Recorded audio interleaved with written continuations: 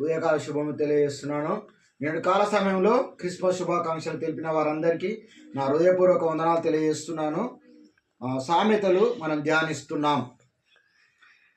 సామెతలు 12లో చూసుకుంటే, శిక్షను ప్రేమించువాడు జ్ఞానమును ప్రేమించువాడు, గద్దింపును అసహించుకునివాడు పశుప్రాయుడు.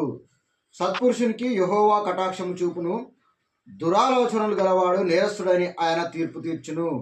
భక్తిహీనత వలన ఎవరును స్థిరపరచబడరు, నీతిమంతుల వేరు కదలదు.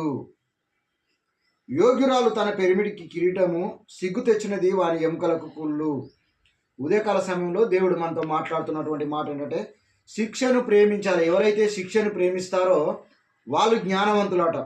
ఎవరైతే దేవుని యొక్క గద్దింపును అసహ్యించుకుంటారో వాళ్ళు పశుప్రాయులట.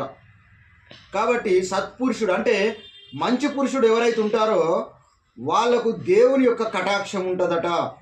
దురాలోచనలు గలవాడు అంటే చెడ్డ ఆలోచనలు గలవాడు ఆయన నేరస్తుడని తీర్పు తీరుస్తున్నాడు.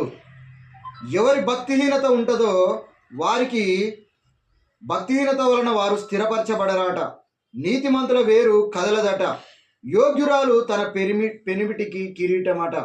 ఎవరైతే యోగ్యురాలైనటువంటి స్త్రీ ఉంటుందో తన పెనిమిటికి, తన భర్తకు కిరీటం లాగా ఉండాలని స్త్రీని దేవుడు ఈ ఉదయకాల సమయము ఆజ్ఞాపిస్తున్నాడు. ఈ కొద్ది వాక్యము దేవుడు దీవించును గాక. ఆమేన్.